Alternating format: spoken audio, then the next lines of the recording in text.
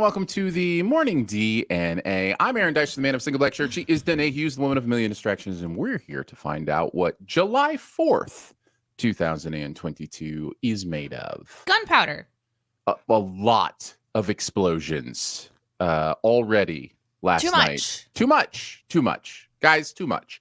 Let's just have a heart-to-heart. Let's have a heart-to-heart here. We just immediately start the show just bashing fireworks for like 20 minutes. I don't have any problem.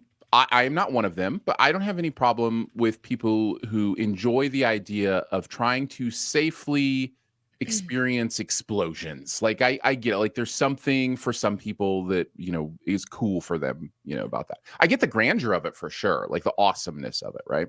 Mm-hmm. My problem is when we say, okay, this isn't a good thing for everybody, so let's keep it at this one part. And then the people who it's not good for, that have dogs or PTSD or whatever the case may be, can make arrangements, right? We can make arrangements during that time that we know that it's going to be the time when the explosion people get to do their explosions, that we can be. But then people, like, there's just a lack of understanding that if you're outside of that time, you're being a jerk. Plain and simple, you're being a jerk. So, like, that's right. Am I wrong? No, I don't think you're wrong. It's the same conversation every year. Welcome to the same conversation every year podcast. I don't think we've changed our mind or updated our thoughts on this in a very long time. Yeah. Like, there's something fun about explosions that are beautiful and controlled and done by professionals. There's something else entirely about it invading your life and affecting mental health of animals and people alike. Mm-hmm. And at some point you just have to, like, you're literally blowing up money. So this is the same conversation we have all the time. It's fun to celebrate. There's obviously for those of us in America, there's a lot of ties to the 4th of July, and there's a lot of meaning and history. And we want to also acknowledge that. But how it expresses itself seems to be more on the rebellion. I'm just going to blow this up, even though it's midnight, even though it is a rocket that should be handled by a professional, that shakes my house and my windows at midnight.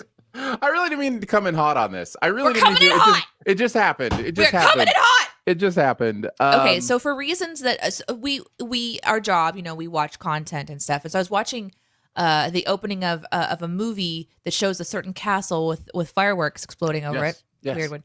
Yeah. And I did some research in that moment, realizing that Disney they blow up fireworks every night. Oh, you were talking about Disney. Okay. Yeah. Just to be clear. Okay. Yeah. Okay. Thank you.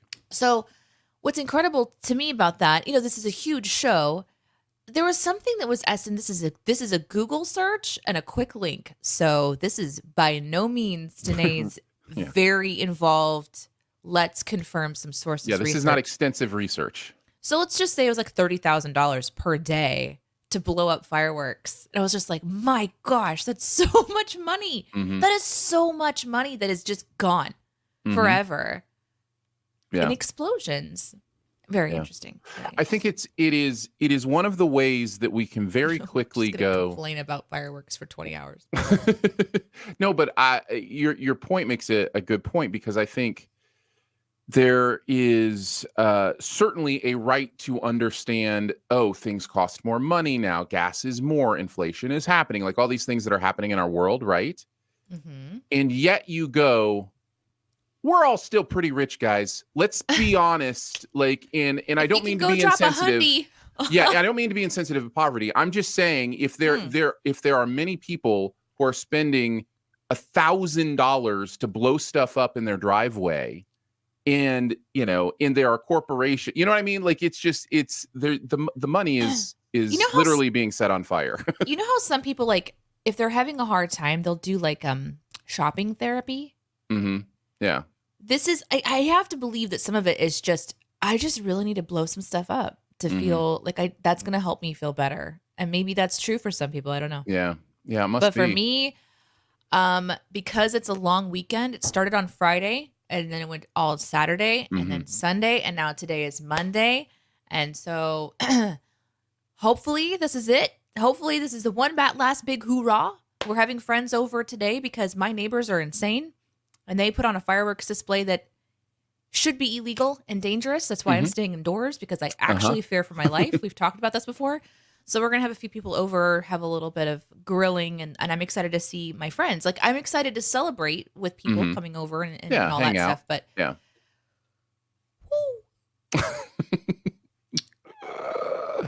Yeah. Castro says 1,000. Where are you buying your fireworks? People are dropping 1,000. I promise you here. Yeah. People drop $1,000 on. I mean, some of the big ones cost $250. Like, you know, you get a couple of those and then a couple of the $100 small ones, and like, you know, you're good to go. Yeah. So. Yep. We have a fireworks display or a fireworks seller station just like a half of a mile away from us. And so all day long, you'll just see people like hopping in and hopping out and hopping in and hopping out and hopping in and hopping out. But yeah. Yeah. All right. Well, now that we got that out of our system, I feel better. Guys, thanks for coming to the show today. Thank you for being here for our fireworks therapy. Oh, man. Can I show you something before we... Yeah, please. Podcasters, I just heard you groan. Last episode was almost entirely visual, and I understand that. Yeah. The audio-visual part was weighted towards the visual last week. It was. And we really want to encourage, if you can hop over to, you know, every once in a while to our live show. It'll be fun. Okay. I wanted to show you something. I don't know if it's going to translate very well. I'm going to try. I remember when looking for visuals on Google used to be so much easier. Okay. So this is a picture of Baby Shark. Doot. So you really aren't going to be missing much, beloved audio listeners. Here it is it's just a little, you know, simple shark. Yeah. I'm specifically looking on the right side, the yellow baby shark. Okay. Smiley shark. My 5-year-old decided she wanted to draw baby shark. And so I pulled up essentially that picture, and she freehand drew this. Oh, nice. Without any assistance. Also, she painted my nails. So the horror that is my nails is beautiful art. You mean the beauty that is your nails? Art. It's beautiful. It's incredible. Stop it. I thought this was very, very good. Yeah. For a 5-year-old to free draw this just by looking, I mean, come on. It's awesome and wonderful. And I'm very proud of her. She was so angry with herself because it didn't look perfect. And I was like, oh, I got to kill this as fast as I can if I can. Like, right. We talked about how it like, did you have fun drawing it? You know, yeah. Look at how you did. Like, everything is in the right place. She said it looked more like a catfish. I mean, she's not wrong. She's not wrong, but you know, it's still great. It's still fun. Like, that doesn't mean it's bad. Yeah. I mean, I'm so proud of her. I don't know that I could do better. But the reason I bring that up is that today on Twitter, there was a post of this person who was sharing like the frustration of seeing art and then trying to recreate it and it looks derpy. And so I used that as an example, and I was like, man, but I'll watch an artist draw something and just be in awe of their capabilities. Yeah.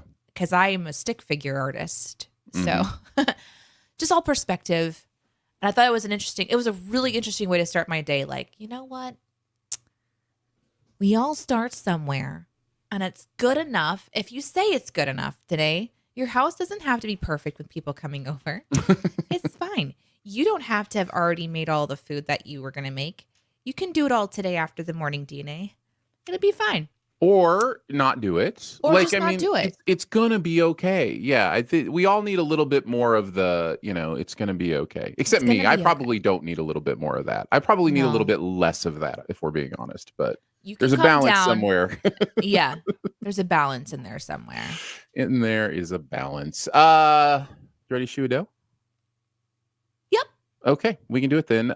We are going to do the DNA in you. So that is D for Danae, A for Aaron, and U for, well, you. So anytime you can write a you question and we can save it for later. Any question goes. So if something pops up in your mind, you don't have to wait for the end. Just put it in the chat and we will get to those quickly because those have become the longest part, I think, of our show is actually kind of diving into what you guys have on your mind. We love it. We want to do this. We want to talk about the stuff you want to hear us talking about. Believe us. So awesome. I'm excited about it. What's the D topic today, Danae? I'm hoping this will be a fun one. If this day was an animal, what animal would it be? And you don't mean specifically the holiday we're celebrating in America. You just mean in general. The day. Your day. Well, my day, because I am in America and it is a holiday and it is an explosive holiday, my animal is probably going to be related to my reality, but not everybody. Right. Yeah. This is whatever your day is, a representation of the animal. And I'm going to try to actually look up pictures. Podcast listeners, I love you. Sorry about that. But I want to see pictures because sometimes I learn about new animals and I want to see them. They make me happy. So I'm going to look them up. That's what I'm going to do. Let's see. Castrif says a porcupine with a gun. On it. Okay. All right. We're searching this live. I'm just going to share my screen. This is a bad idea, isn't it, Aaron? It probably is. Yes. Okay. To share your screen while you're live porcupine Googling. With a gun. No, we're just going to do porcupine with something alopecia. That was the first choice. The first choice was porcupine. When you did an A, porcupine with A, the first choice is alopecia. Why does it say with a gun already? Why is that already on the search? Yeah. With alopecia, with a gun, with a hat, with a French braid. Oh no! Oh, people, you search for stuff. Okay. Oh wow. Okay. Well, there it is. There you go. That's a dead one right there. There's a porcupine with a gun. Great. Nicely done. Let's see. There's the porcupine with alopecia, just for curiosity's sake. Oh, thank you. That'll be a nightmare. Mm-hmm. Angry Ostrich says a honey badger with a sparkler. Oh, that's cute. A honey badger? Mm-hmm. Okay. Honey badger.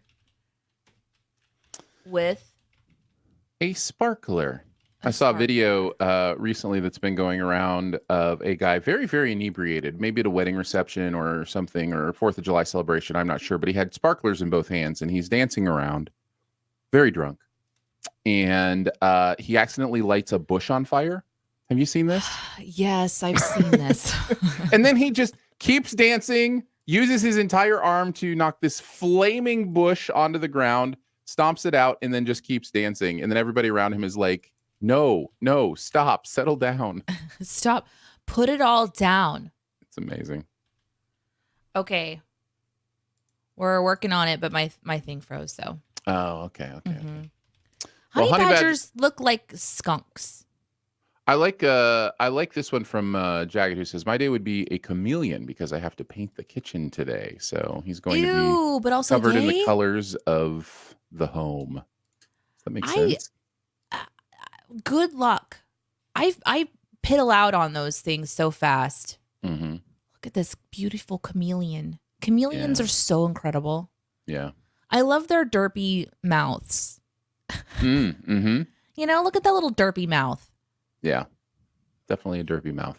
Mm-hmm. It Don't Connect says a screaming hairy armadillo. I've spent most of the morning being incredibly lazy, but will have frantic energy later. Okay. All right. Yeah. This one's a little tricky. We have a situation that I've not seen before, and that's where it said screaming hairy armadillo, and then it auto filled in sound. So some of these, I guess, are the sound of a screaming hairy armadillo. And I honestly, are we trying to have nightmares today? Like, what are we doing right now? Like these, that is terrifying. Look at that. Look at that, podcast audience. Look how terrifying that is. First of all, I didn't realize that armadillos were hairy. I always just thought that they were not. Mm-hmm. You know, This one literally looks like an armadillo that you have in your imagination, but like around the base, it has long, flowing blonde hair. I've never seen this before. Thank you for this. Is it its own animal? Like, is it a? Is it a hairy armadillo? Like, is the animal? Maybe. Is the screaming armadillo its own animal? Yes, I think so. This I didn't realize that they were hairy on the bottom. Today I'm learning something new. Was this Lolly's? Lolly's Day is a hairy armadillo? That says a lot. I'm happy. This makes me happy. Armadillos are very interesting creatures. Mm-hmm. Their little ears, I can't get over them. Aaron, what was yours? Have you said what yours is yet? No, I haven't. Probably some combination of a sloth and a cocker spaniel. A slother spaniel? That's maybe? Exactly what I was going to say. Is a slother spaniel, but like, why are you watching an animal today? Are you dog watching? Well, we are dog watching, but no, I feel like my day today is going to be a combination of relaxing where I can, but then also, pleasing all the masters, all the different things that I have to do today when I can't be relaxing. So it's like, it's this weird thing where it's like kind of a holiday, but not a holiday. But so yeah, I'll be a hybrid of some sort today. Mine's a peacock. Mm-hmm. It's just a day of just strutting around and showing off and fireworks and all this stuff and making that weird peacock sound, which I intend to do in unexpected times throughout the day. So because this is an actual opportunity for the podcast listeners to actually be involved in some of the examples, would you please go ahead and make the noise that you are speaking of?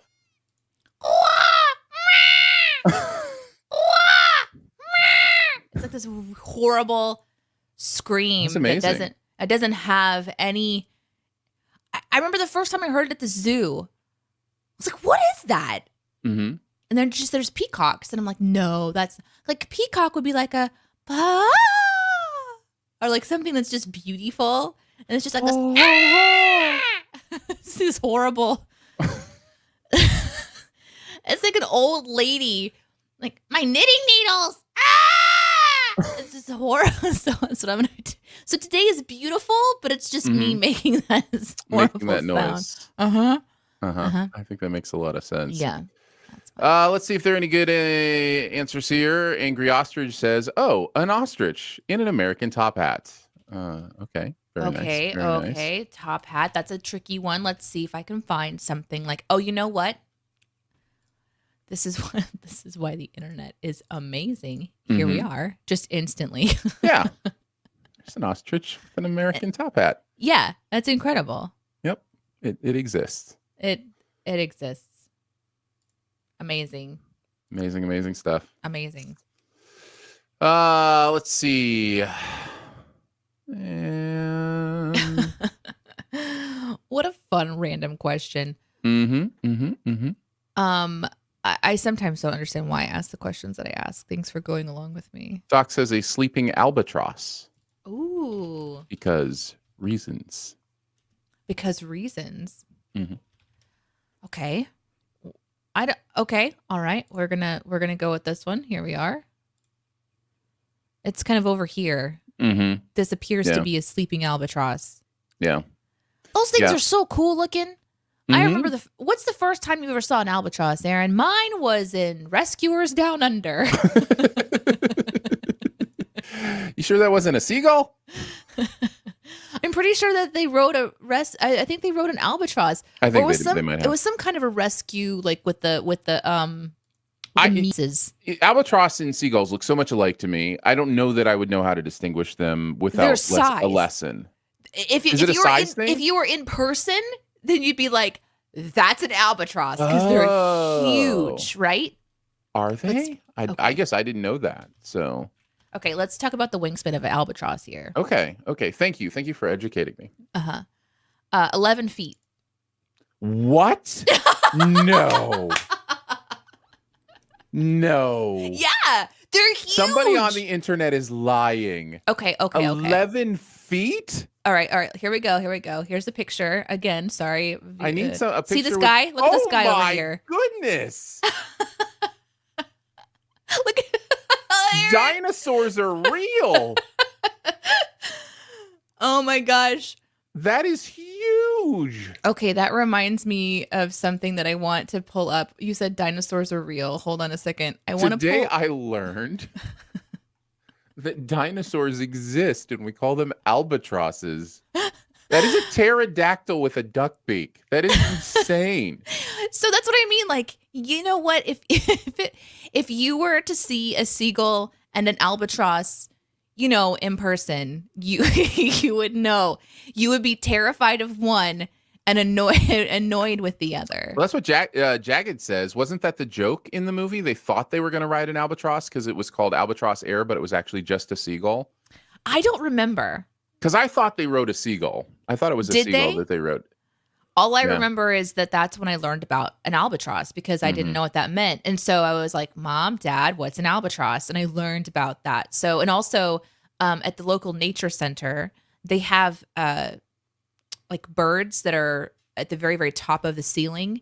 And then the shadow of them is on the floor. So like you can look at the shadow and you look up to see, you know, the matching wings that are above it. And the albatross is insanely huge. Yeah. Okay, Aaron, I have something for you that I want based on your dinosaur comment.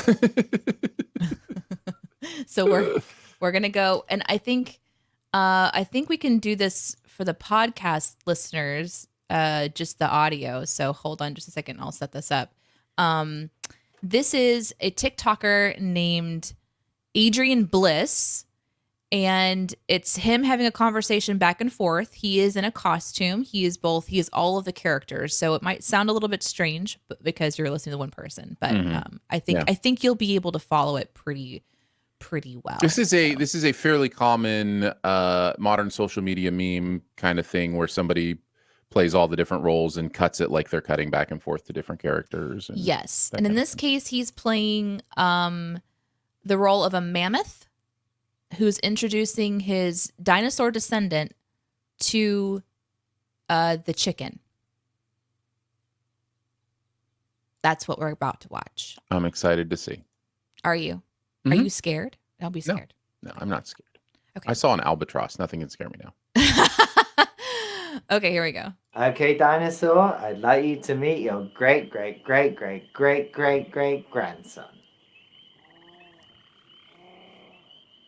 What is that?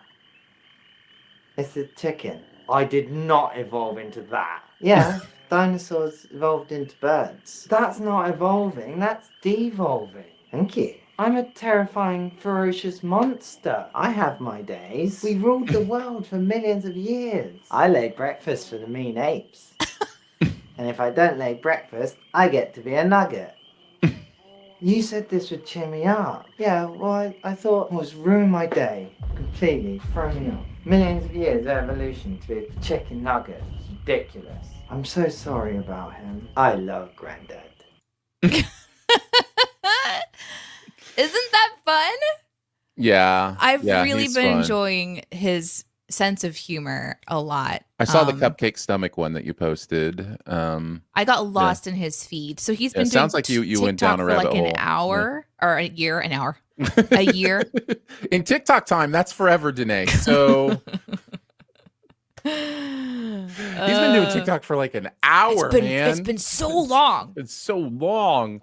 Let's see. I'm a skunk. I was already stinky sweating by 7 a.m. It's too hot for yard work. Yeah. Yeah, totally. Well, some people like the smell of skunks. Really? Who's that? Yeah.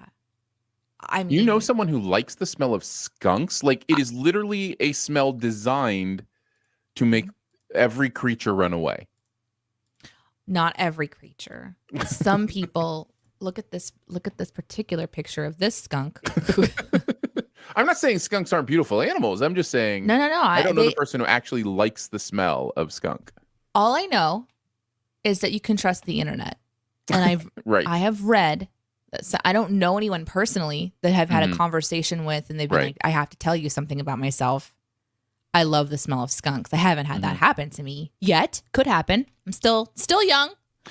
Listen. If you know one thing about the humanity, there are lots of us, and there's bound to be at least one person who likes any single thing, right? Like that's just gonna happen. But this seems to be one of those things that would be very low on that list. Like there'd just be a very minuscule amount of people that would enjoy the smell of skunk. Doesn't seem to me like we're talking about 20% of the population here. It's probably like one person said at one time and it became like internet legend. Right, so I've got pictures up of skunks, and it's just a regular Google image search. So it's showing me all kinds of things. And I'm looking over here. This picture says Pepe non-pew skunk mount, which I guess means it's stuffed. $689, $700. If I was to click on logfurnitureplace.com, I could get free shipping on this mounted skunk. Apparently. That's a lot of money for a mounted skunk. I would assume. I guess clearly they think they did a great job.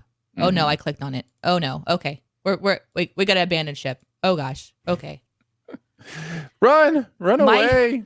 Google is tracking me. So now it's going to start sending me like suggested things to purchase that are skunk related. Yeah. Have we thought about this skunk purse by chance? Sue says, lots of marijuana smells like skunk, so lots of people seem to find the smell okay. No. No. It does have a extensive skunky knowledge of marijuana. It has never smelled like skunk as far as I know. But here's one from It Don't Connect. It says, fun fact, baby skunks smell more like bad weed. To your point, Sue. Bad weed? Bad weed smells like baby skunks. Do you even know? Do you have experience with bad weed? Have you been around? I know what weed smells like. I've definitely been around baseball games and different things. I'm like, oh, I think I know what that smell is. So I've been walking around some pretty big cities lately that just people are just out smoking and blowing it as you're just walking around. And I'm like, that was skunky. So I've never had that experience. I have had the experience where a skunk has recently, Danae is laughing because It Don't Connect says I did go to college, if that's what you're asking. I have had experiences where we're driving and a skunk has recently sprayed and everyone in the vehicle is like, my nose hairs are burning out. Please make it stop. And I don't think that's the same as walking through a weed cloud. Well, it depends. Yeah, no. There is something horrible about the acidic nastiness that is skunk smell. Yes, absolutely. All right, you ready to move on to the A topic? Yep. Let's do it. Okay, so today, what is your go-to Independence Day / outdoor celebration day food? I wanted to make sure I'm being inclusive of everyone. I know not everybody is celebrating Independence Day today or even celebrates an Independence Day. But most countries have like a fireworks celebration at some point for something. And what is your like go-to food on a day like that day? Food and holidays seem to just go together. And I've heard so many different things about what people eat on Independence Day that I always find it one of the more interesting ones to talk about because people have some interesting things to talk about. And I have a new go-to, by the way. Just started this year. So let me guess. Let's guess what it is, Chet. Okay. Aaron's go-to is a sandwich. Don't think could be qualified as a sandwich. Oh, okay. Is there bread involved? You wouldn't qualify it as bread. Wheat. Okay, I'm waiting. Oh no. I have no idea. You done guessing? I was being a butt. Oh, okay. All right. It was going pretty well. I was doing pretty well. It is peach cobbler is my new go-to Independence Day. The peaches are such a summer fruit, and there's cobblers are so delicious, and cobbler's a great summer food. Is that what you guys are bringing today to my house? No, I'm sorry. What? I shouldn't have mentioned it. My favorite go-to celebratory deliciousness is a peach cobbler, which I will not be bringing to your house, though I will be seeing you in just a few hours, my dear friend Danae. Your voice sounds weird, Aaron. That's amazing. That's amazing. I didn't even think about that. Let's see. Real Monkey says, if you want to see adults almost fight over a pudding, then strawberry pavlova. Strawberry pavlova. Pavlova. What's a pavlova? I'm on Let's it. learn stuff. Okay. Oh dear. But that looks terrible. No. That looks terrible. What? That looks amazing. What are you talking about? It looks like just like a bunch of whipped cream. Yeah.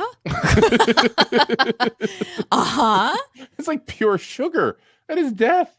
That is not death. That is delicioso. For my taste buds, that looks like death. Those strawberries. I guess we should look up peach cobbler too, since we're just gonna hurt ourselves. Yes, if the goal this morning is to really feel the pain. So anyways, a cobbler could be called a sandwich, right? I was right about that. It's not. Wait, just to circle back, actually, let's close this loop. No, this is not a sandwich unless you're putting the peach between two solid chunky crust sections. That's what I'm saying. There right? are like it has an upper crust. So like but it doesn't really always have a lower crust. Cobbler doesn't. So like, and people make it differently, but there are ways to make it where you maybe could consider it a peach sandwich. I don't know, but probably not. So Sue says pavlovas are delicious. It's meringue. I need to do some research about meringue because I don't know if that's something I would enjoy. Is it like rich? Is it like a rich sweetness? Because that's what it makes it hard for me. Like when it's like super sweet. Meringue is like, I think it's just like whipped egg. It's like a whipped egg.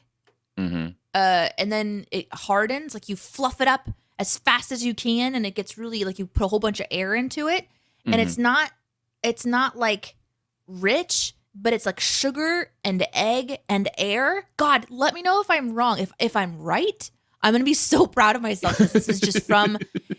Okay, here's where I'm pulling from. It's not my mom. Not my grandma.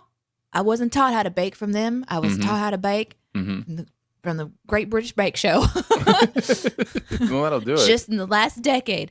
But I think it's a whipped, and all the air like kind of puffs it up to where it kind of gets tall, and then it hardens, so it's like it's really crispy, almost like a wafer. Well, not.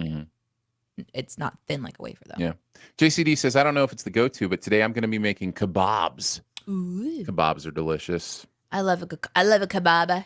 We're going to be doing like our normal stuff is just like to grill, which. Yeah, somebody said I think Nick said barbecue, and my answer to that is not specific enough. I need to know like what your favorite thing off the barbecue is. Danae is right, says Sue. She got it right. Yes, Sue. Okay, sorry, I got really excited about that. Doc let's go. Doc is freaking me out. Doc's answer is doggos. And no. I don't think that's okay. Unless you're talking about hot doggos. Nope. But, that was when my dog jumped in my lap and they were excited to see them on screen. That's what that was. It is funny, just a list of comments of these amazing foods. And just all caps with exclamation points. Dogs! So to your point about being specific, Aaron. Yeah. When we grill, to me, it's pretty basic. But I can't complain because I'm not making it and I'm eating it. And if I wanted it done differently, I'd figure out how to grill something myself. So you just mean like cheeseburgers? We have gotten better at like doing marinades and things like that to kind of bring flavor. But it's just like usually it's more like, here is meat, here is fire, here is mouth. Very caveman of us. Like if I wrote a children's book about grilling, it would be super simple. Yeah. Let's see. Castro says normally it'd be burgers, like we just mentioned, but today it's leftover Arby's. Hey, speaking of meats, no judgment. Yeah. JCD says Werther's Originals. That is a direct slam at me.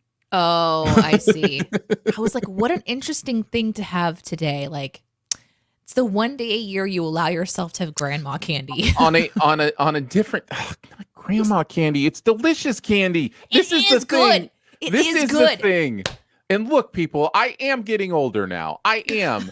But I have aged into the Werthers. I loved Werthers in my 20s, in my 30s, and now in my 40s. It is a delicious candy. It's not just for old people. It is so good. I cannot help that the first time I was introduced to that candy was in every old person's house that I went to. No, you're not wrong. You're not wrong. As a little kid, there is this thing like you're searching for candy because you're like, it's sweet, it's delicious. You kind of know you're not supposed to have a lot of it. And when you realize that every time you go to an old person's house, there's usually a dish, and in that dish is a golden wrapper that has a pretty yummy candy inside, and it happens at every place. It becomes old person candy. That's how that happens. I know, but it's so good. They're good. So good. They can be every person's candy. I just can't help that I also associate the smell of Werther's candy and the taste of Werther's candy with the smell of an old person's house. They're like together in my mind. It's unfortunate. It's one experience. Watermelon being mentioned. That's a good summer choice. People loving the watermelon. Yeah, we got to figure out how to pick our watermelons. Everyone's like so trying to be so helpful with the watermelon thing, right? I need someone to take me to the watermelon patch, the watermelon bucket, the watermelon wherever. The watermelon bucket? Like, you know how when you go to the grocery store, they just got like these massive buckets out there. For watermelons? Not filled with, I didn't say a pail of water with a watermelon. You know, like the bin, the watermelon bin. I wonder if giants bob for watermelons. That'd be amazing. And I want to be like, line them up and then teach me what thumping means, because it's like, everyone's always like, you gotta thump the melon. I'm like, what does that mean? Yes, I thump them. It makes a sound. Does it have to be like an E flat? I don't understand. What am I listening for? It's probably a hollowness that you're like, I don't know which, but there's some level of connection of the rind to the melon that the sound like is either, more open, more hollow, or not. Right, but until you hear the difference between, because my purchasing watermelon experience has been just, it's wrong every time. So I'm clearly like thumping and not hearing, or I'm just tuned wrong. Here's what you do. Next time you go, what you do is just take a big knife with you and you just cut a slice. Yes. And try it. And then right in front of everyone. And if it's not the one you want, just put it back in the watermelon bucket or whatever. A watermelon bucket. I don't even understand. Is that a real thing? A watermelon bucket? Okay. Sometimes they go on display. Like they display the watermelon and they put them in like these big, tin bins that look like buckets to me. Okay. Huge buckets. Buckets for So yeah, giants. So just try. Yeah. It's like the candy. You can try a piece. They don't mind. All right. This is what I'm saying, and I lovingly say this to you, JCD. This is exactly what I mean by something that's not helpful. JCD says, okay, fun tip for watermelons to know when they're ripe in the garden. On the opposite side of the vine from the fruit is a curly bit. If it has died back to the vine, the watermelon is ripe. As for thumping, this is the part that's not helpful. It needs to have a hollow sound to my knowledge, right? But like, what is hollow, man? Like, the deeper the better. The deeper the better. The deeper the sound, the better. Yeah. This comment makes sense to me. This is from Sohila, who says, I volunteer as tribute to teach you about pick. That's all I need. I need someone to hold my hand.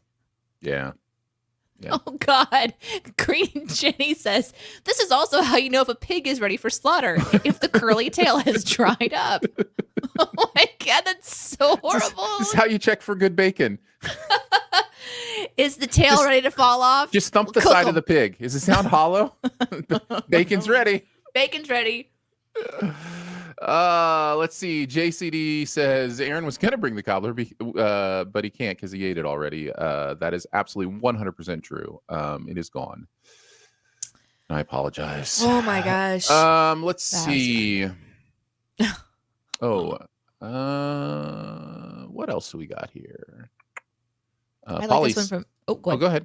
The Green Jenny says also the watermelon emoji shows little black seeds, but who buys watermelons with seeds anymore? I know science, science, but I do miss the black seed watermelon. Wait, watermelons don't have seeds anymore? I'm not a watermelon person. I'm being completely serious. Can I make the noise while you talk about it? Okay, ready? Breaking news from the grocery store. We cut open a watermelon and there were no seeds. Yeah, Aaron, they kind of just like scienced that right on out. I knew we had done that with like cherries don't have pits and grapes don't have seeds and that kind of stuff. I didn't realize we had done it with watermelons. Yeah, but I'm not a watermelon person, so that seems wrong. There's some people that are just like, you know what? Seeds are needed to grow things, but not if we do it in a laboratory.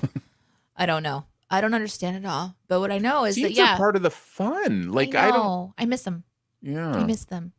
I also miss, like, I'm going to do this. This is, I know this is controversial, quote unquote, real apples. I miss my real apples as well. I remember back when apples didn't taste like styrofoam. Well, don't even get me started on how what we're eating aren't actually bananas. The bananas actually went extinct, and now we're eating a different fruit that is banana-like. Yeah. People don't actually know what actual bananas taste like. No. Yeah. It's interesting stuff. Yeah. I think since the scientists, the experimentalists decided to change how we eat fruit based on it being easier to grow and mass production and stuff like that, or whatever, the inconvenience factor of seeds, whatever reasoning behind. I haven't done my research, but I miss it. I think it tastes different. I think watermelon tastes different, and I think the apples taste different. Yeah. Thanks for asking this really great question, Aaron. Adam smoked a chicken for today. It smells amazing. Not one of our chickens, just to be clear. Yeah, but when do you start eating your own chickens? That's my question. Do you eat your own chickens? I don't know. Depends on why you have chickens. Do you have chickens for eggs, or do you have chickens for meat? But at some point, right? They they become nuggets. We saw the video earlier. We know what happens if they don't lay the eggs. They become the nuggies. Real Monkey says, I agree. It is nice, Aaron, but it is for old people. You shut your mouth. Oh my gosh. Out of context, JCD, this is really creepy. Danae, if you happen to find yourself in Nashville this summer, I'll bring you a watermelon from my garden and let you thump it a few times to get a tune, and you can keep it. Keep away! Would you like to thump my watermelon? You want to come to my garden and thump my melon? Okay. Let's see. I agree with the Mumble Me here. Watermelons are delicious, but everything watermelon taste or watermelon flavored is an abomination. I'm with you. I don't like watermelon flavored stuff. It's because it lacks the water. Like, and I'm not kidding here. Like, no, that is a huge part of the experience, is the actual like supreme juiciness of the watermelon and all the water. So it's not just the flavor. It's the experience. Man, Green Jenny, I am loving your addition into our world. Welcome, welcome. Never stop. Green Jenny says, by the way, natural apples are almost always bad tasting. Johnny Appleseed planted apple trees for hard cider, not for eating. Bring on the facts.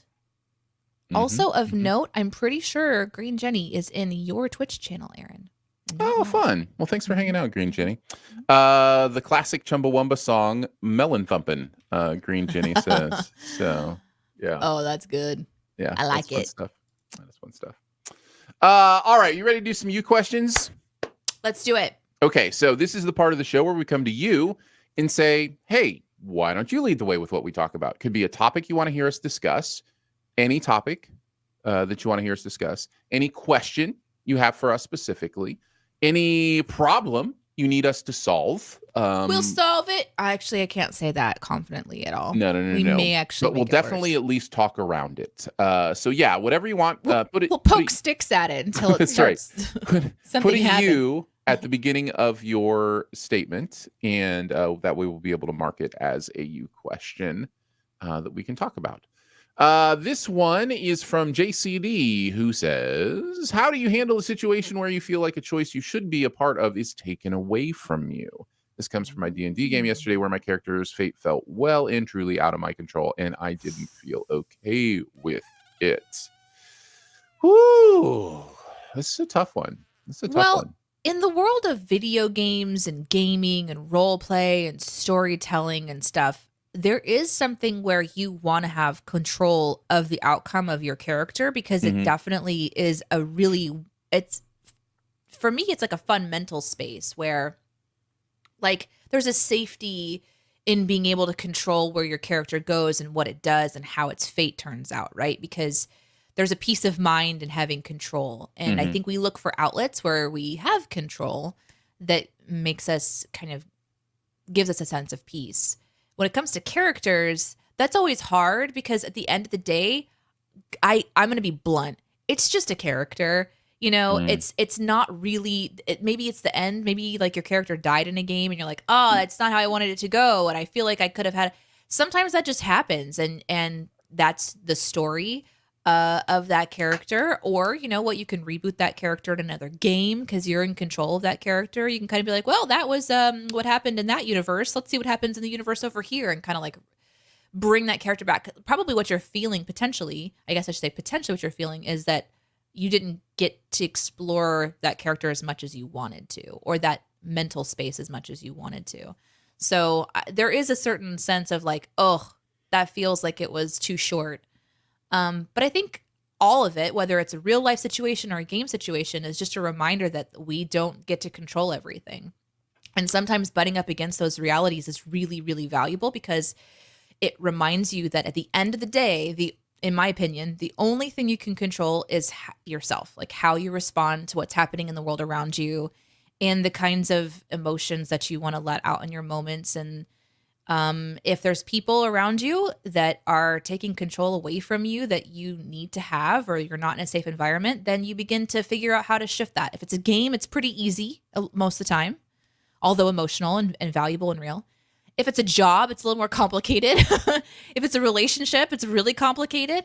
But yeah, I think there's just reminders from time to time that we're not in control, and that's always hard. And I'm sorry that happened to you, but I think it's just a reminder to do the work of yourself and the work of figuring out how to reconcile how you want to react in the ways that you can control, because you can't control other people. That would be my advice. I think all that is great, and I will echo most of it. It is one of those topics that has a range of intensity to it, right? Like it could be, your choice could be taken away about something simple, like you go through a drive-through and the thing you wanted to order isn't available right now, and you feel like your choice was Mexican pizza. It's on the sign that you have a Mexican pizza. I saw it on the interstate. Mexican pizza. Okay, so many. Sorry. You know what? So maybe that wasn't the low intensity example that I needed. I'm sorry. No. Clearly a higher intensity thing for you. But then there's also, like Danae says, relationship or work things or those kind of things where it feels really important. It feels really big. And here's what I would add to the genuine fact of making peace with not everything is in your control, which that is a really huge thing to make peace with. That is the serenity prayer. If you've ever heard the serenity prayer about grant me the ability to handle the things or change the things that I can, and to accept the things that I can't, and to know the difference. Like, that's really important stuff in those kind of situations. But there's also an element of communication too. And I think that's important too. The idea of, if it's something where you were hurt, that you express that you say, that you be able to have a conversation about, hey, I just want you to know this. It's okay. I understand not everything's in my control, but this is why I feel like this was, hurtful to me or whatever. In some of those more intense situations, rather than just kind of swallowing it, which I think is instinct in a lot of ways, I do find communication to be important. So, yeah. Good luck with that.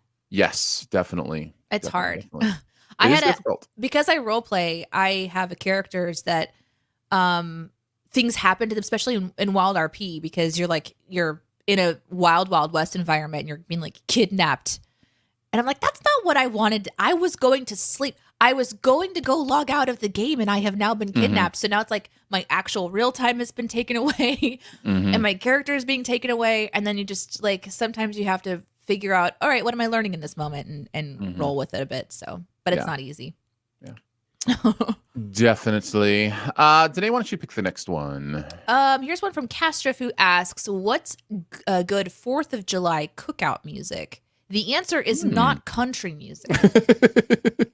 The answer is not country music for me too, and that is literally my answer. Anything but country, I'm good. Oh man. I would probably so actually we're gonna be rating into Selecta 720 today on my Twitch channel, and he is a live DJ artist, and I would just maybe try to find someone who's live DJing today. He's got hip hop, soul, jazz, and that's a really fun combination. But if you can find a really fun DJ on Twitch, that is really exciting, because then you could just have this literal live experience. You can go in, you can make, like suggestions and stuff. But there's like the quintessential, probably, 4th of July songs, like, I don't know, Party in the USA or something like that. Sure. I would do something a little bit, I don't know, more organic if I could. I will tell you, I have fallen in love. Fight for Your Right to Party by Beastie Boys. Sorry. I have fallen in love with just the insanely good people they have doing playlist making at YouTube Music and Spotify. Like you can do a search for a playlist, and like if you searched for 4th of July playlist, you'd find several examples. Scroll through the ones and go, oh, I like most of the songs in this playlist, and then just hit shuffle and play. And it really is. I know that to some, that takes the juice out of it. The juice out of the watermelon. Becomes just the watermelon flavor, because you want to pick your own songs, those kind of things. But for me, somebody else has done the groundwork. Like somebody else has done the groundwork of going, I think this all works. Or like I listened to one the other day called like Beach and Sand, and it was just like old like surf music and different things. And it was a really fun summer playlist. And I'm just like, this is how I'm experiencing music now. And I love it. And I also love it because there's discovery there too. I'll hear songs that maybe I don't know and fall in love with them. So yeah. Cyberstag adds, country gets a bad rap, which it deserves, because a lot of monsters make the music, but the music itself is usually fine, in my opinion. I actually kind of agree with you. It's not something that I go to, but there's a couple places that I where there's always country music playing, always. And even though it's repetitious for me, and even though oftentimes the people singing sound exactly like the person who sang before, and even though it seems to be about the consistent thing over and over again, and I do get in a little bit like, I've heard this song before. It's not that it's bad. It's just that it's like, it's not what I usually go for, but I agree with you. Yeah. I wanted to put that comment up there. Yeah.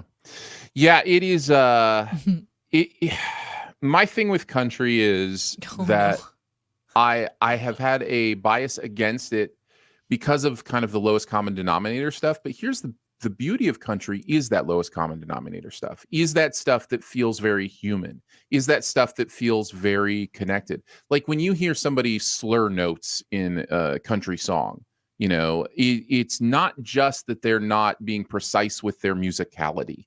They're literally embracing. They're drunk. It's that they're drunk. Sorry. Okay. It's that they're literally using the emotion to make that transition, and then it feels more basic, more down home. So I've kind of dropped a little of my snobbiness about it. It's fine. Country music is fine. It's still not my thing, but yeah, I get it.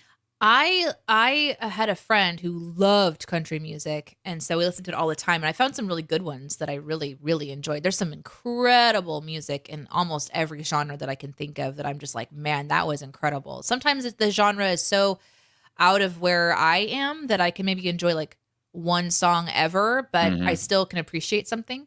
Country is interesting. Its cousin bluegrass is one of my favorites though, and that's 100% because of where I was born in the world. Instrumental bluegrass is amazing. It's incredible, and the harmonies, and just but it has that kind of twang. There's that thing that happens that I think is kind of frustrating sometimes. But some of the music and the stories that are being told is really interesting too.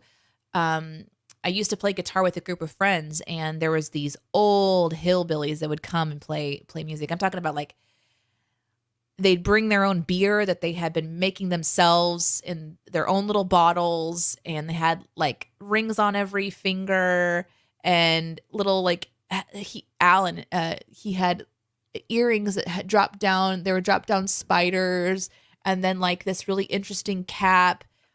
And the songs that he'd bring to the table are songs I would have never, ever heard ever. But they're about like old railroad days of hobos jumping on the railroad and going across the country and kudzu vines and just things I would have never really like listened to. So I think I'm kind of like Castriv in a way, who says, my way of finding music these days is through osmosis. Whatever sounds good gets put into a playlist to listen to later.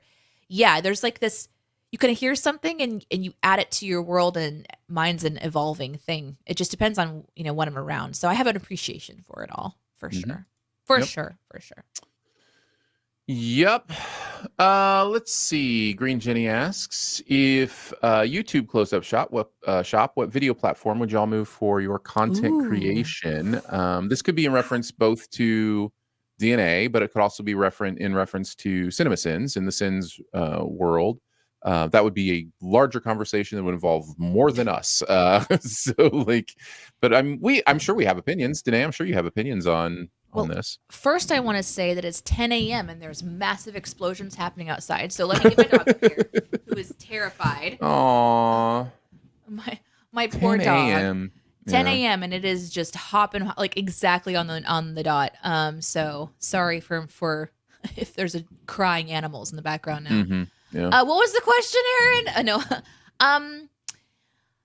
I think Twitch is a good immediate source, but there's a limitation on how long the videos last. So I know that there's other platforms that are kind of working on the bandwidth to hold videos, which is a big deal. So Patreon, obviously. If I had unlimited resources, making my own would be really great. But it's a lot of development and stuff like that. So probably do a combination of like Twitch and Patreon. I think no matter what kind of a content creator you are, if your platform fails you, I think what's most important is that your fans know how to reach you. So I think building up that mailing list and building up like information on your website, making sure that everybody knows how to find up-to-date information is probably the most important thing. So no matter where you go, it's how you communicate. So hi, buddy. I would echo everything in there and say that in a best case world, if you can find a way to monetize your content on your own, that's going to be your best case scenario. But discovery is such a big part of it that once you do that, your marketing to have people find you, know where you are, like Danae says, just kind of skyrockets, right? That's the beautiful thing about a platform, is it's searchable, discoverable. They're doing all the work of algorithms and, funneling people to your content. So Twitch has an upper hand in that. I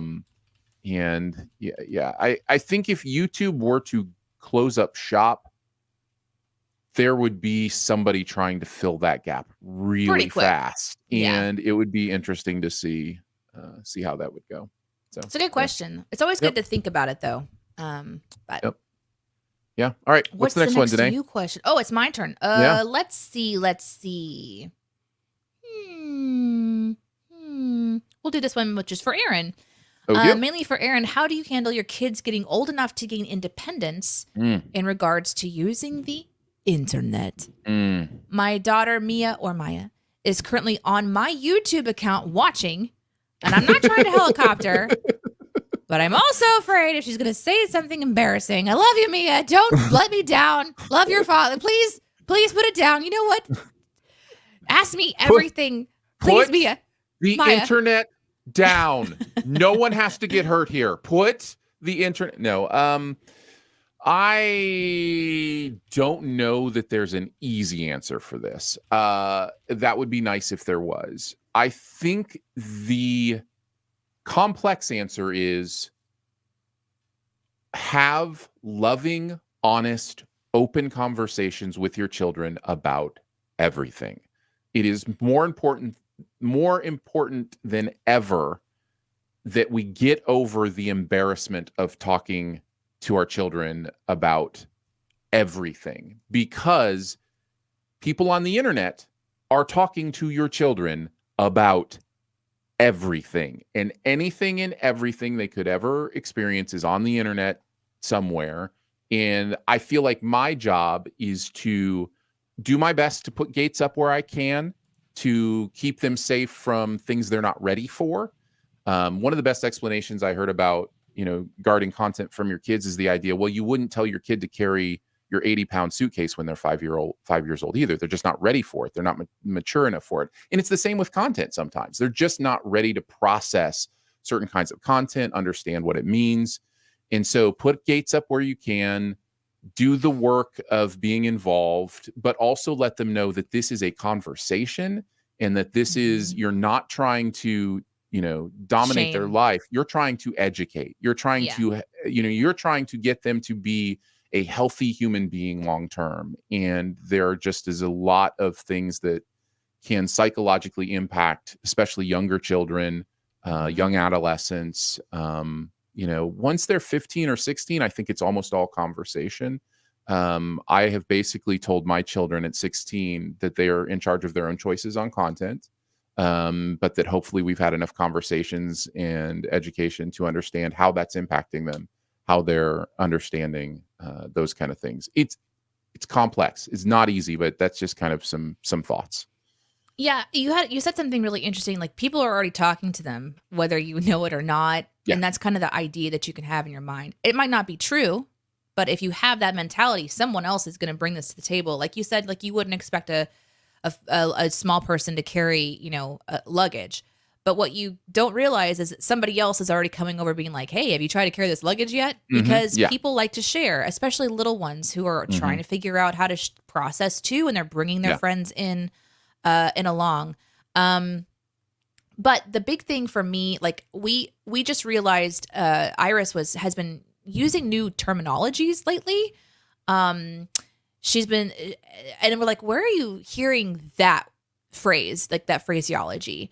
And it came out after, like, a couple weeks ago. She said something about, I think I was looking at something on my phone, and she said, oh, that looks like, she said something about Peppa Pig and Minecraft. And I was like, Peppa Pig and Minecraft? She's like, yeah, they're together in a video. And I said, oh no, because there's a lot of YouTube videos where they put together like children's stuff with other things. And come to find out that she's been watching YouTube unattended at someone's house. And they didn't realize it, but they thought it was safe. And I'm just like, YouTube is not safe for a 5-year-old to be just, because they're going to click whatever the next suggested video is, and you just don't know what that video really is going to be. So we had a conversation, but it was more like a educational thing. And so to Iris, my 5-year-old, I said, when we don't want you to watch YouTube. And so if you do watch YouTube, I just want you to tell me about it so that I know what you're watching. And you're not in trouble, but just let me know. But when you're at the TV, if you have a choice, I'd like for you to watch PBS Kids instead. And she's like, but I like to watch YouTube. And I said, I know, but it's not good yet. It's not good time. Well, we can watch it together. We can do it together, but not yet.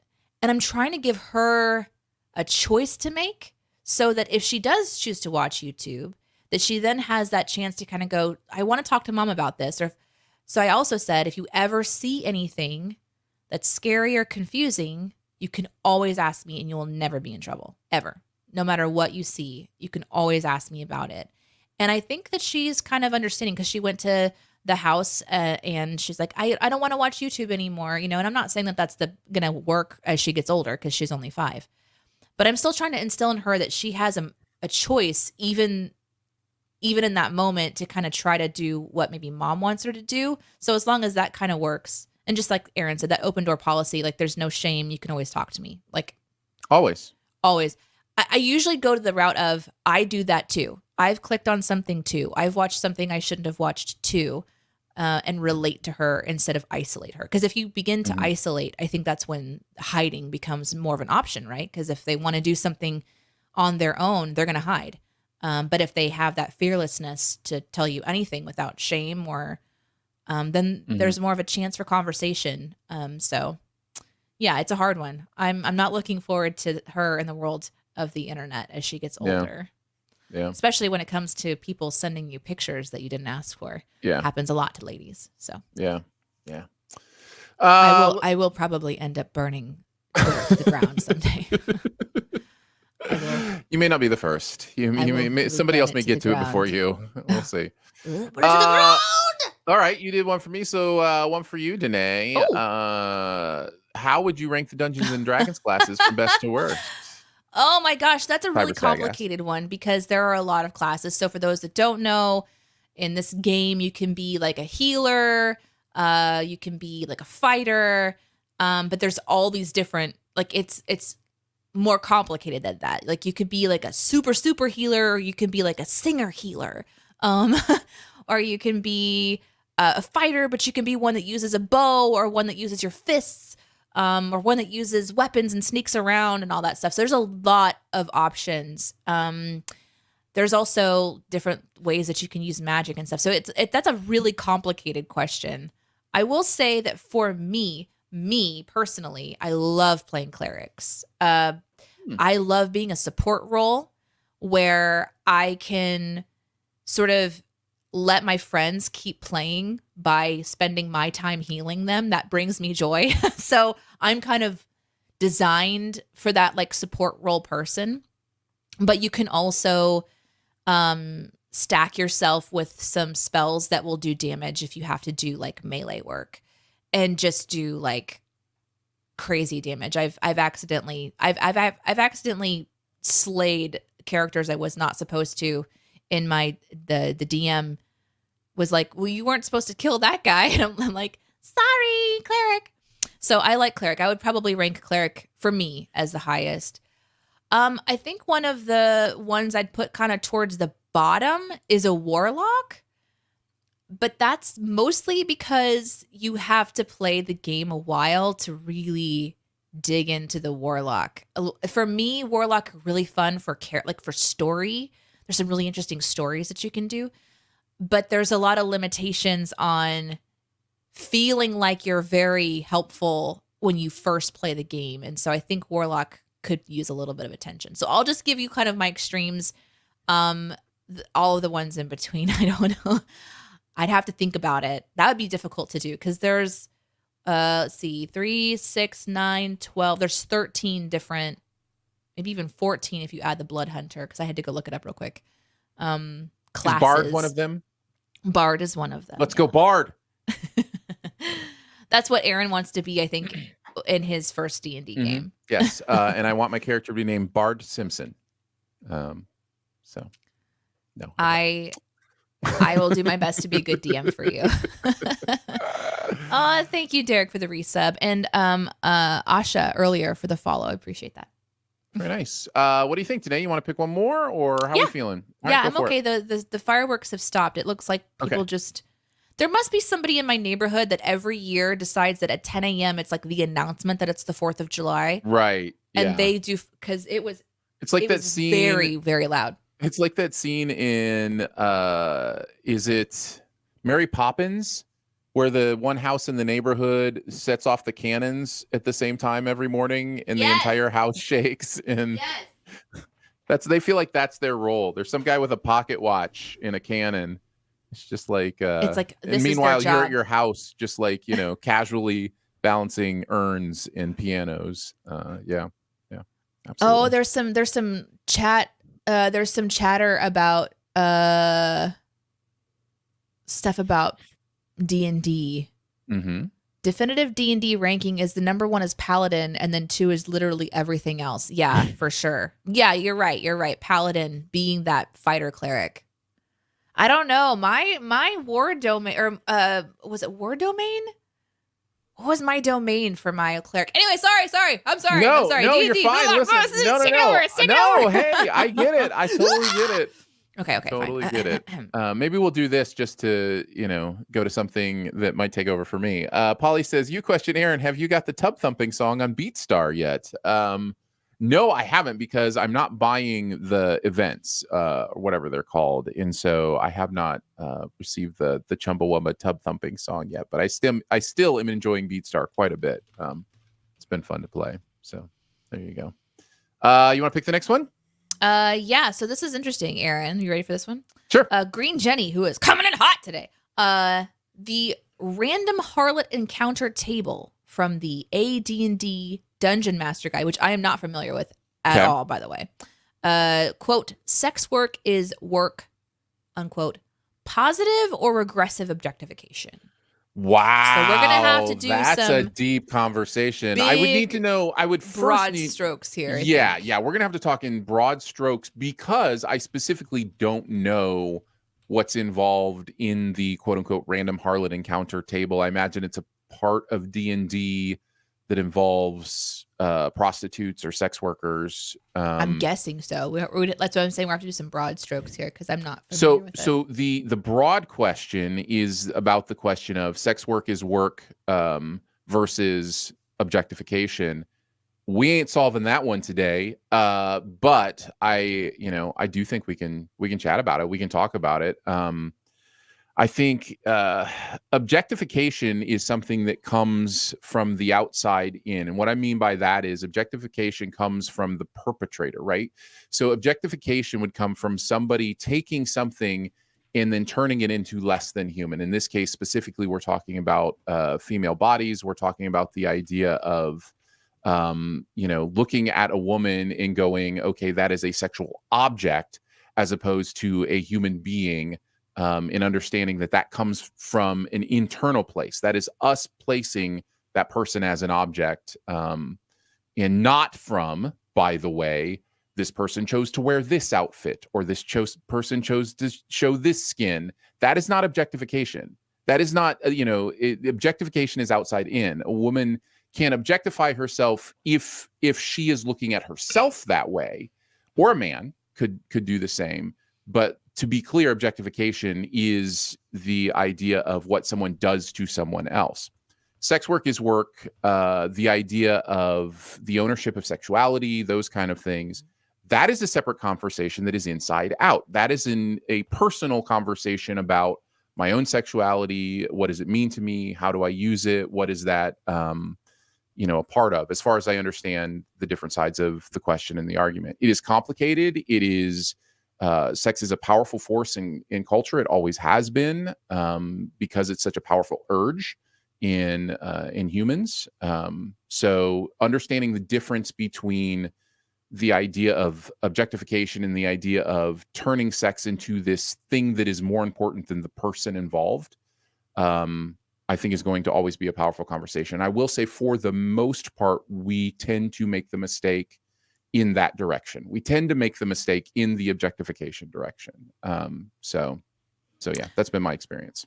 Oh, I love Did that working even with make you. sense? Did that even make sense? Well, what you guys don't know watching is that we actually have these conversations. We do. Sure, we do. Around the table, because, obviously we talk a lot for our jobs, and we write, and we watch content, and we're kind of sinning the content that we're watching. And so we're kind of looking at how media portrays, or content creators portray certain areas. And so when there's an opportunity to sin something, we do try to sin it from the perspective of, well, like, you didn't get to make that decision. Like, that's not your decision. That's her decision. So we actually, even as professionals, try to have these kinds of conversations and educate ourselves and learn more. So I've had this chat and heard Aaron talk about this with multiple people over the years. So it's hard to kind of condense it all into one, moment here, which is why we're a very complex topic. It really is broad strokes today.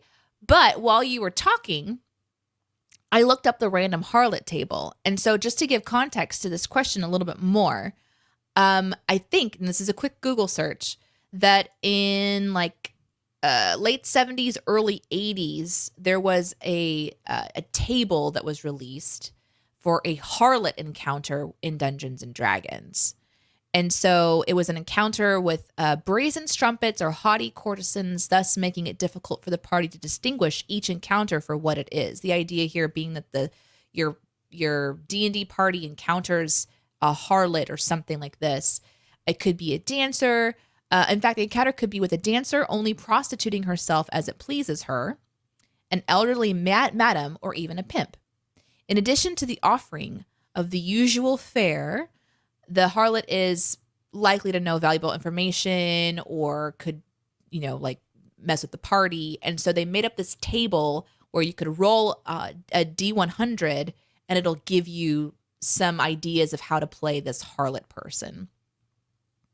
And so the idea here is how is this table, I think, is part of like the question. Like, is it positive or aggressive objectification? So, in relation to this information. And I think to get more specific, I think it is a very good question for fantasy in general, fantasy material, fantasy content, Dungeons and Dragons, those kind of things, because so much of this was created by men, and so much of the artwork that has been used in fantasy is about a certain type of shapely woman in certain kind of outfit. You know what I mean? Like, there's a lot of that in fantasy titties lore. Out. Thank Poofy you, Danae. at the top, corseted, little teeny waist. Yes, I appreciate your willingness to get specific. Thick, what do they call it? Childbearing hips. Yes.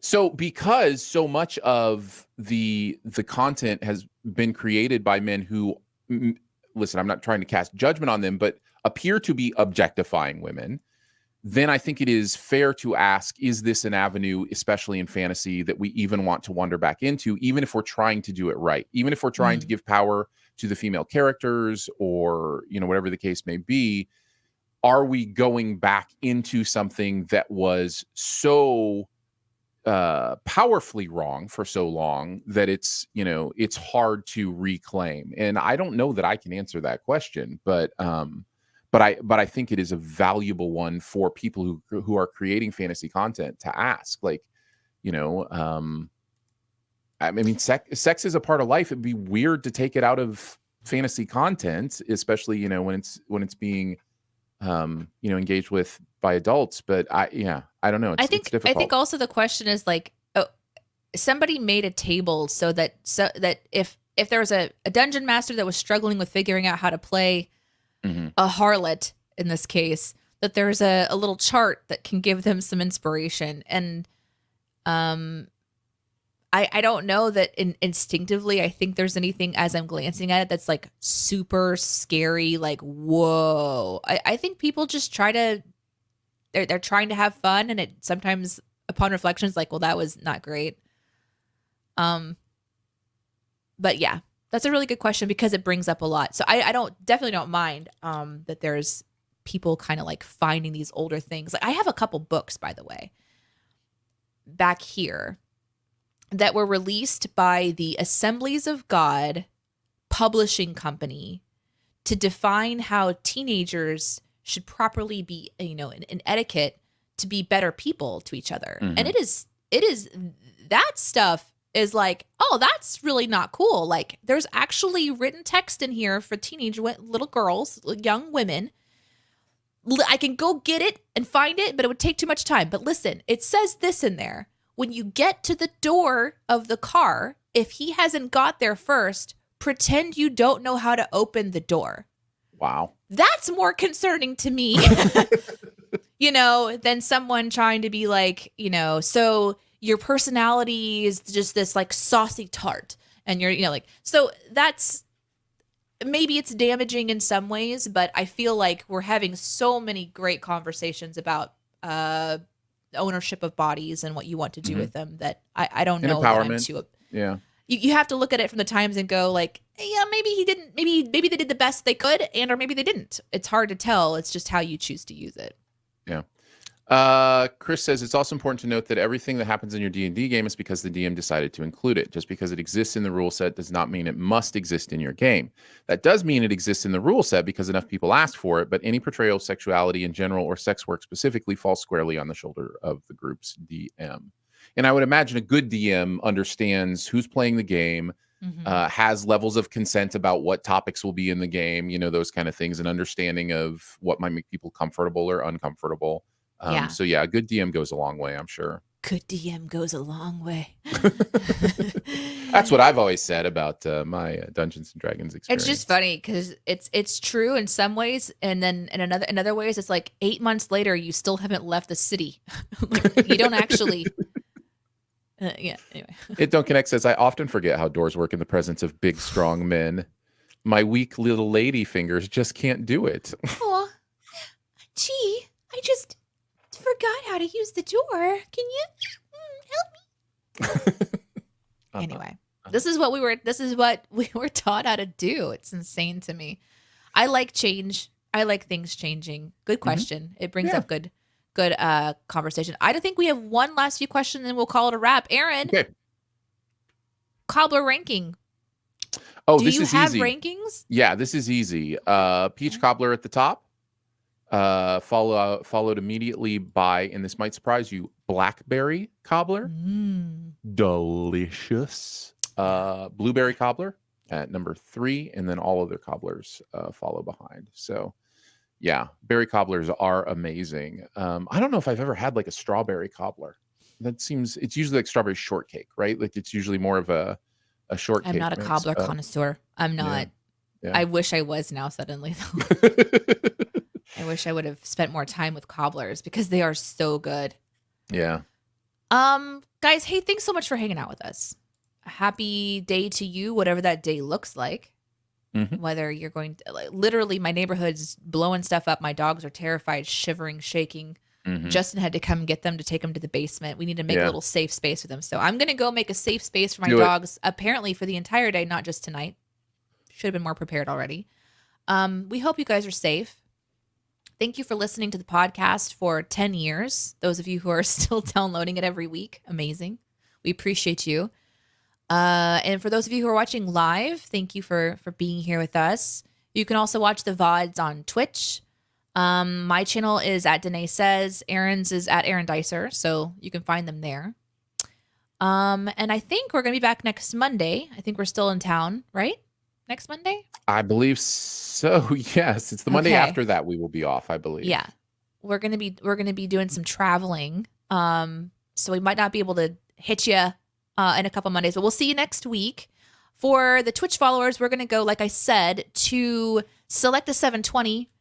There will be I think just a short ad before he can see you guys and hang out with you guys. So, but it's just fun music to have on in the background today as we piddle around in our worlds.